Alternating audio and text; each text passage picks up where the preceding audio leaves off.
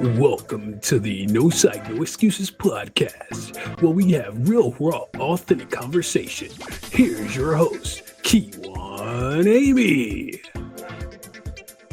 To a lot of others that I know and that will hear this. Guys, we are talking about inclusion and how it's not just a moment in time. It's not just how we can feel, oh, this person can come with us. No, it's a right. Okay. This is a right. Inclusion is a right. And the fact that we even talk about that whole DEI thing, I ain't even gonna slide that into this situation. You know why? Because y'all get too hot about it. I did have some other choice words, but I'll leave those out. But what I will say is inclusion. Let's define that just for a quick second in my words. Because I could go to Webster. Man, we don't need him right now. Okay, we leave that alone. What I'm gonna say is inclusion is think of a way that you can include somebody that might feel left out or even has told you that it's like, I mean, y'all always going without me, or y'all always do this without me, or y'all always just seem to make a way without me. There's so many different times where I've felt that way, where I've expressed my concerns, where I've even brought it up after somebody started a conversation with me. I'll give you that example later, but hold on. But what I'm getting at, guys, is the definition that I see in inclusion is just simply even if you just simply ask, "Hey, would you like? Hey, would you like to come? Are you able to do this? Let's figure out a way." These are different ways you can help with someone being included. I gotta throw this at you. And this just happened, recently when I was hanging out with family members for another family member's birthday. So we were gathered together as family, and just having different conversations. And I just came back from winning my award. Y'all know I'm an award-winning speaker now. So I just came back from New York winning my award, and I was talking about the trip, not so much as winning the award. I mean, I did mention that part, but I was talking about the trip and how I got from Raleigh, North Carolina, all the way to not just Rochester, New York, but where my hotel was in Victor, New York, because that's not the same city. It's about 30 minutes difference of a drive. So I talk about how I got to the airport, of course, in Raleigh. And then I talked about how I got assistance and care at the airport. You know what the people who assisted me did? They asked me a question every step of the way to figure out how they could best assist me, because we're not all the same. Not every disability is the same. Not even people who are able-bodied are the same. So you have to figure out how you can best assist someone else. And if you don't find or ask the right questions, or even ask questions at all, because some people just don't ask questions. They just go and grab you. Don't grab me, because I'm going to pull one of them Denzel moves on you and twist it back up. Let me go. So when I tell people like, hey, yeah, no, I did that all by myself. Nobody went with me to New York. I went by myself with assistance along the way. Why do I bring this up, guys? I'm bringing this up because there are different ways you can assist someone, you can include someone if you just ask questions. And if you don't feel like, or make them feel like, they can't do something, I can do a lot of things. I've flown all the way across the country. I just told y'all a couple weeks ago, I just went to Italy. Yeah, I mean, my mom was there, but that's because she wasn't gonna have that. She wouldn't let me go. It was like one of those things. I was still hooked to the umbilical cord. I was like, hey, that thing's cut. But what I'm getting at is that I just need, even me, I ask for help, I ask for support. I've even used my phone. Like Chat GPT, hey, best friends, we're cool. AI, I don't care what y'all say. Y'all can be as mad as y'all want about AI. Y'all can say all the things that it's doing to take over the world. Guess what I'm doing? I'm using it to my advantage because that's what you should be trying to do. Learn it and use it to your advantage. I had to do that when I was coming back from a flight or trip, and I my flight got moved around to the point where I didn't even know. It didn't even alert me on my phone through the app. And then when I found out from somebody sitting beside me, I was like, "Oh shoot, well, how do I get to my next gate?" So guess what I did? Hello, ChatGPT. I'm set here at Tampa's airport and I need assistance. I'm disabled. This is my disability, and I need to figure out who to call and get in contact with to get assistance. Guess what it did, guys? In less than 5 seconds, it spit out all the information I needed for that Tampa airport. And I had assistance in less than 10 minutes because I called them. They called the right people, and people right there beside me. I say, hey, I just need to help get into my next gate. What are we talking about, guys? It can happen. I can go places. I can do things, not just by myself, but with you. But so many times I feel I get left out because of the simple fact that people don't even try to use their brain power and figure out how to include me. They just say, "Well, you know what? How about this? I'll pick you up some." For example, let's do food real quick. Easy example. Say people go out. They're going out to eat. They're like, you know what? You don't have to come. We'll just bring you something back. What you want? Okay, that is helpful. But why can't I hop in the car with you? Am I incapable of walking? Am I incapable of ordering what I want off the menu? Am I incapable of feeding myself? Like, I'm confused. Like, help me figure out why I can't go with you. This is the inclusion talk we're having right now, guys. This is what it's all about. The other example that I told you I would get back to, food again. But it was me and my stepdad. We were talking. We were actually out to eat at this one day.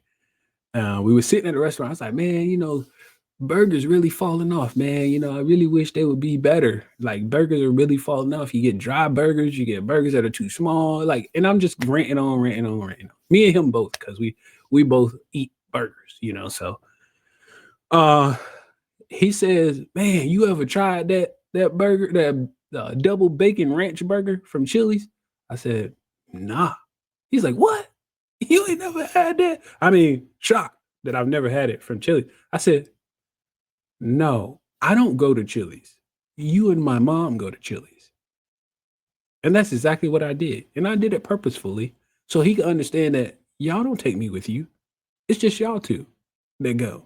So how am I supposed to eat it? You know what I'm saying? And it's not to say that they're terrible. It's to say that bring me with you. Maybe I could try it. You know what I'm saying? And that's all I'll be wanting, man. That is literally all I want, is just to feel included.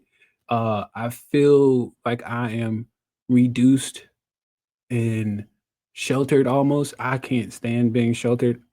I had a roommate back in the day. This is a little tangent. I had a roommate back in the day when I was in the Air Force who had been sheltered all his life. And it wasn't good. It was not good. Listen, guys, when I tell you, and I'm sorry, if you've been sheltered, hey, you need to find your way up out of there. Find your way up out of there, because that is not a good lifestyle to live. Because once you get out here on your own, it does show up. I don't care what you think. When your car is cluttered with everything and any and everything in it, when your room looks like hot garbage, it shows up because mommy and daddy are no longer there. Okay.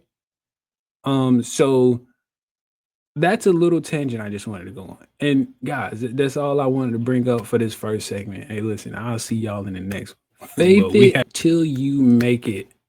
Guys, y'all know I love faith. I'm a believer, always have been, always will be. I pray that I continue to have faith because we need it in these times that we're living in. But let's stick on topic right now. Faith in what I'm getting ready to talk about in this inclusion topic here. So, God is not trying to push us away. He's trying to include all, regardless of what your ability is or your appearance or even your background. He's trying to include because even if you go back and look at what how Jesus moved, he was talking to everybody. He didn't exclude anyone. And not only was he talking to everybody, he was going to visit people, not them coming to him. He was going out to visit. We've gotten far away from that. Just letting you, I'm just saying, as a human race, we have gotten far away from people coming to visit. I literally moved from my hometown, you know, and now I'm living in a different city, right? Well, check this. People who have also moved from my hometown, now these are family too, and living in my same city, I, I might be able to count on one hand how many times they've come to visit me in years of living here. If it looks like a duck, walks like a duck, and quacks like one, what is it? I'm just saying, I leave that to y'all to figure that one out. But let's get back on topic. So I have a story for you where someone actually did include me, and I actually felt like, dude, you don't have to be like that, you know, because I feel like they took it upon themselves to make sure I was getting where I needed to go and that I got the help I needed to get, and they didn't want anybody else to kind of handle me in a sense, if you get what I'm saying, like to guide me. That's the best words for it. So this is my pastor, by the way. He and we were in the same singing group. And so this is two different occasions this happened, by the way.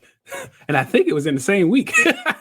Is it the same week or a week apart? But we were writing together, and as we got out of the car, you know, I was sitting in the car, and as I was getting out, he comes around to, you know, assist me, and I walk with him. Sighted guide is what it's called, and that's why I hold on to his elbow, like the elbow area, the back of the tricep area, some depending on how tall or short you are.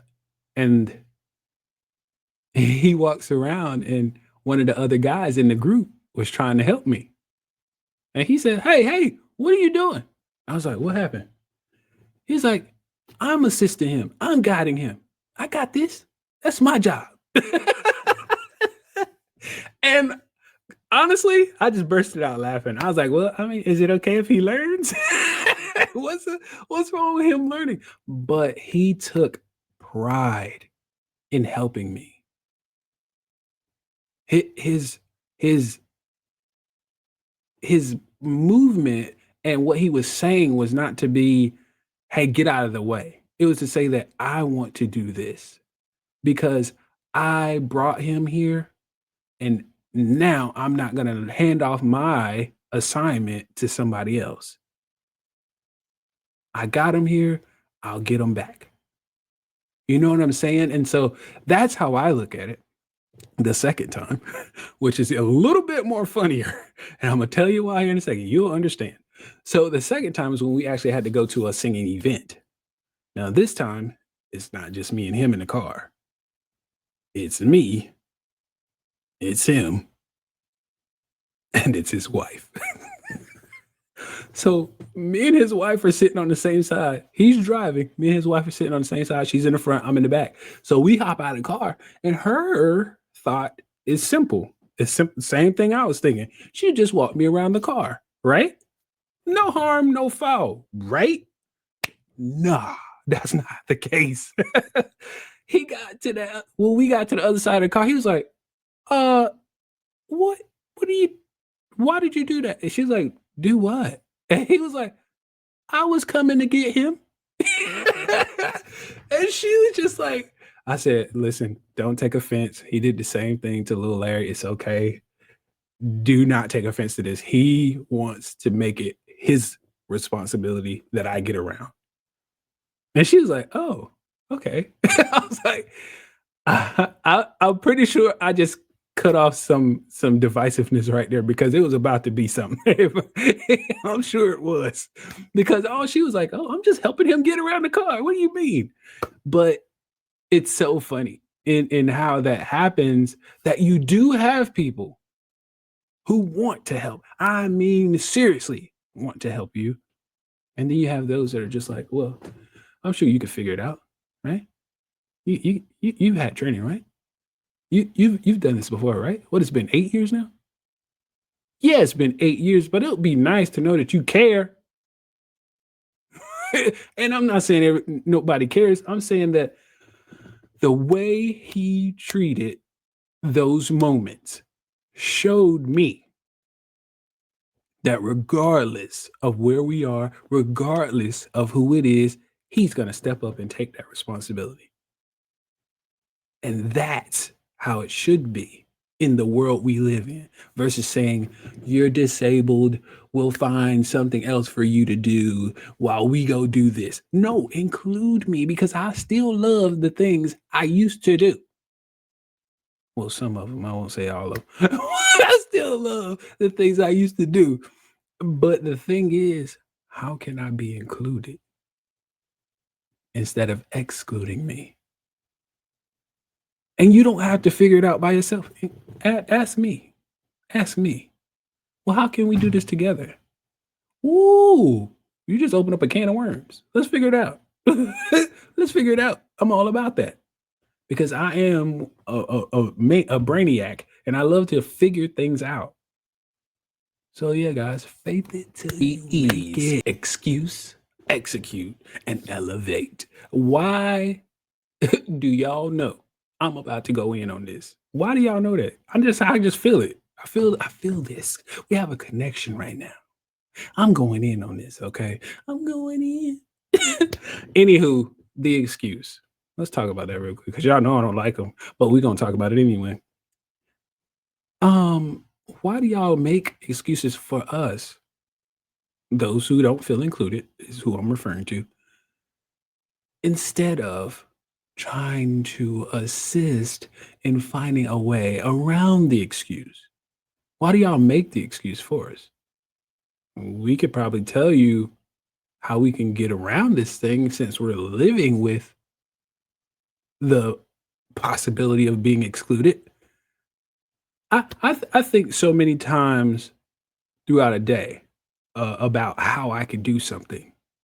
Um, which is probably the main reason why I travel so much and can do it by myself because I'm trying to figure it out before I even do it.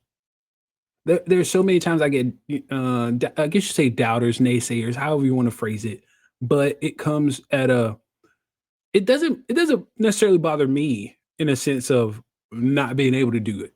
It bothers me in a sense of why don't you trust that I can get this done? If I could do this before, why can't I do it now? If I understand they have abilities and other circumstances that allow me to do these things, why can't I do it now?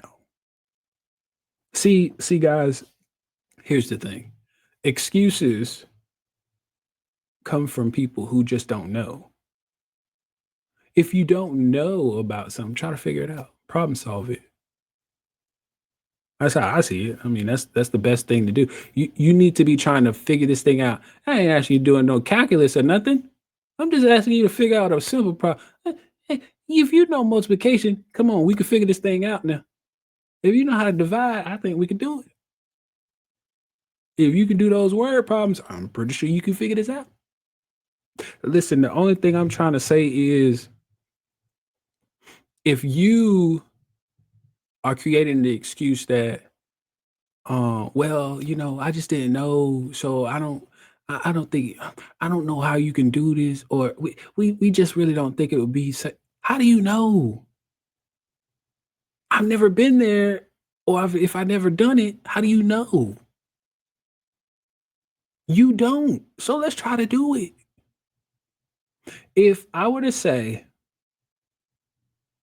I don't think airplanes would work, guess what I would be? I would be that guy they talk about that says, well, the Wright brothers did it. If I were to say, man, I don't think that cars could drive by themselves on the highway, guess who I would be? The guy they talk about. While all these other cars are driving on the highway by themselves. And not just the Teslas and the Lucids of the world. We got other cars that are doing it too. You know what I'm saying? And so, what am I getting at? You don't know until you actually try something. And so that's where the execution comes in when you're trying to do something.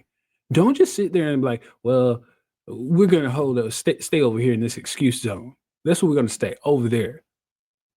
We're going to stay over here where all the excuses lie because it's easier to be where the excuses are.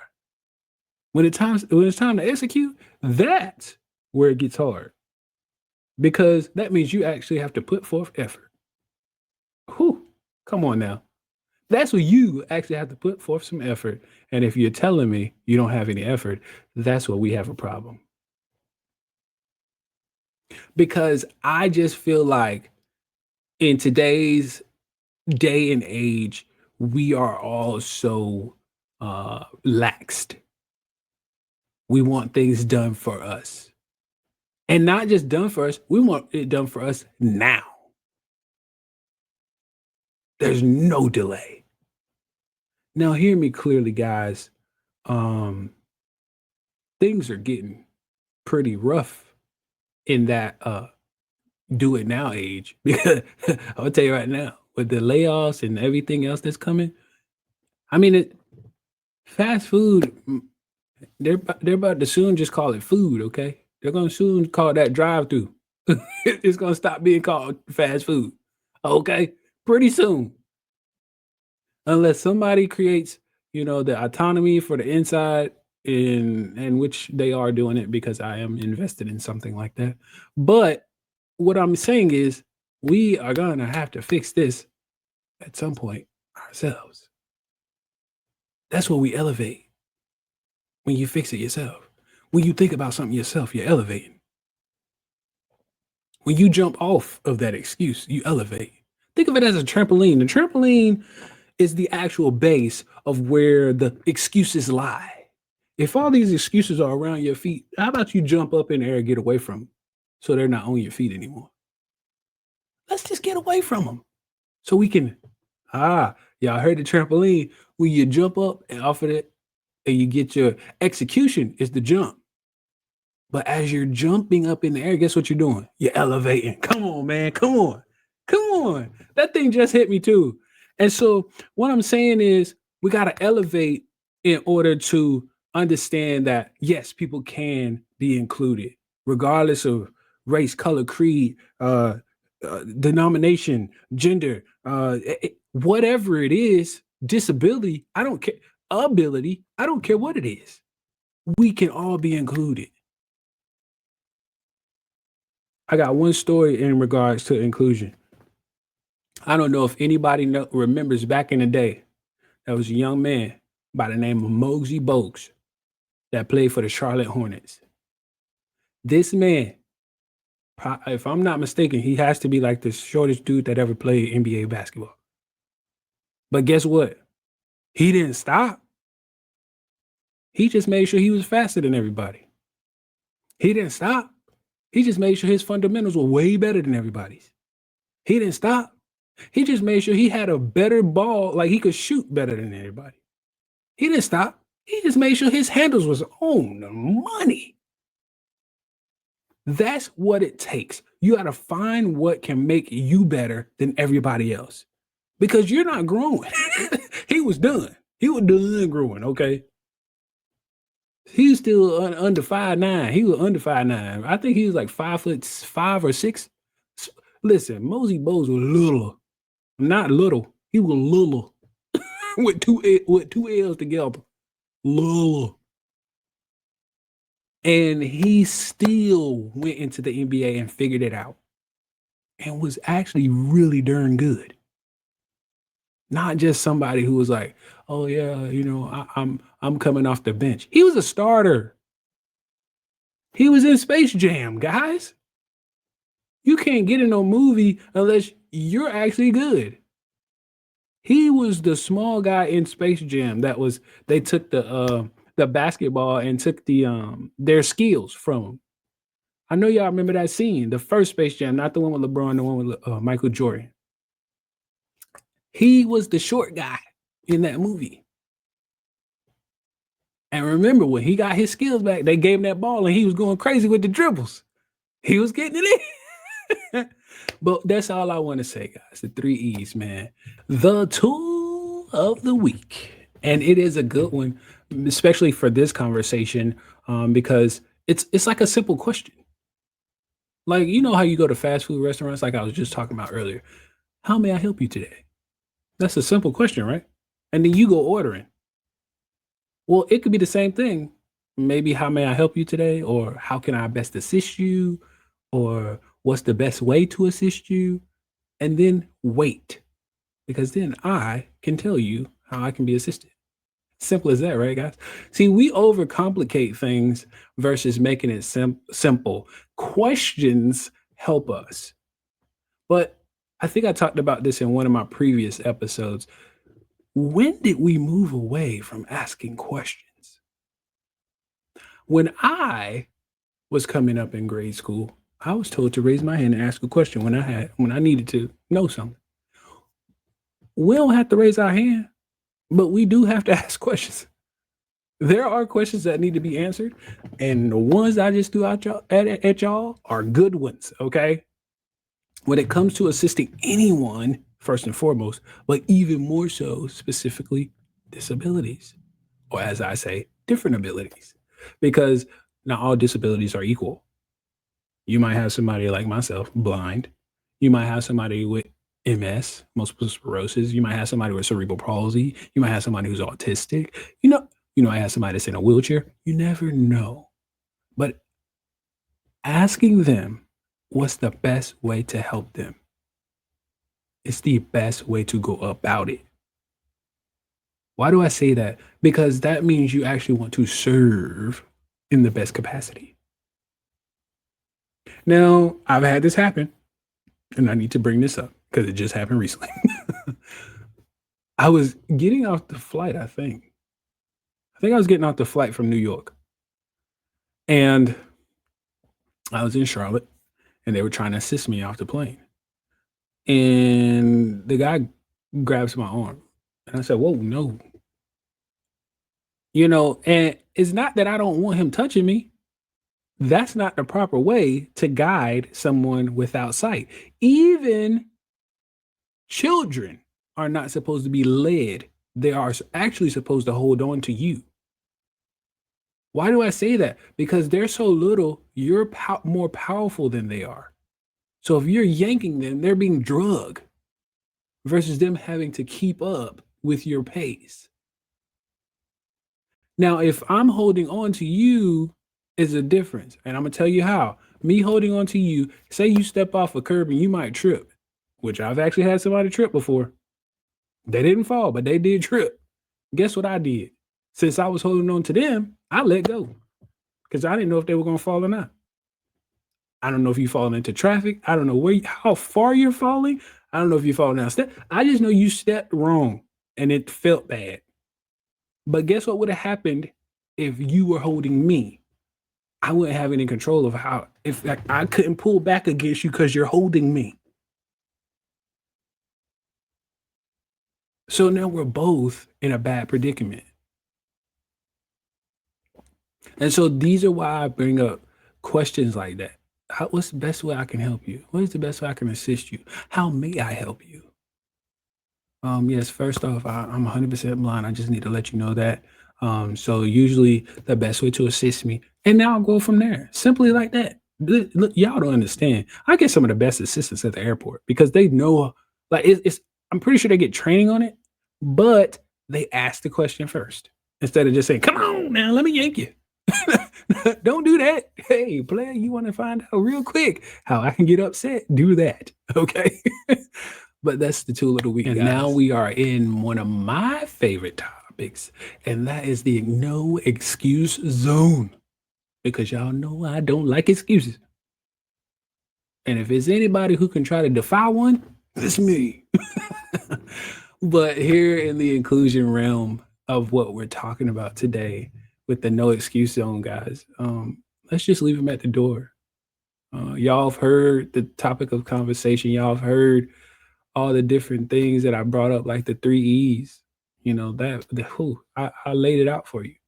The tool of the week with the questions, I laid it out for you, guys. The thing that we need to understand is that with these excuses, they only make things worse. They're not helping anything. No excuse has made anything better. Now, it might bring up another conversation that could help, make it better and push it along, but the excuse doesn't make it better. The excuse just makes you a complainer. Or it breaks the fact that you just don't really care to resolve something. You're just like, that thing doesn't work for me. Well, what does work for you? Oh, I don't know. Well, what? You don't even know. So, the no excuse on today, guys. I just want to say that let's not live in a world where it's like these people are over here and they should be set aside over here, and then we're just gonna go do our thing. No, let's not live like that. Let's try to bridge the gap, and that's a huge thing that I think we should all do in every walk of life. No matter, forget just disabilities. In every walk of life, we need to learn how to bridge the gap because we work better, we're smarter, we're stronger.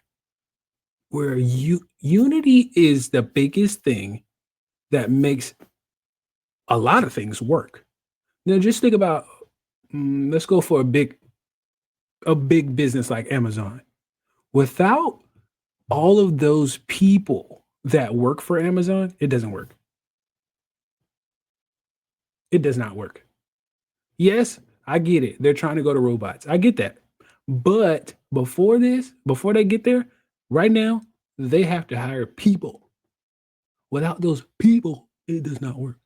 And even after you get the robots, sometimes them robots might have problems. Guess who's gonna have to fix the problem? People. so so what I'm getting at is we gotta learn how to come together as a human race and stop the divide. The things that divide us are usually what we have created. We created races. We created uh non or denominations is what I'm trying to say. We created that because we didn't like somebody else's, so we went and started our own. Oh, y'all better go look up the research. I'm telling you, I'm spitting facts here. We have created different tiers of wealth: lower class, middle class, upper class. Think about it. Hello, talk to me, people. You know what I'm saying? We have created different. How do you create different types of housing? How do you create it? You got the projects, you got the lower class housing, you got the middle class housing with the suburbs. Yeah, then you got mansions. Come on now, we've created classing in housing, and so until we stop creating division,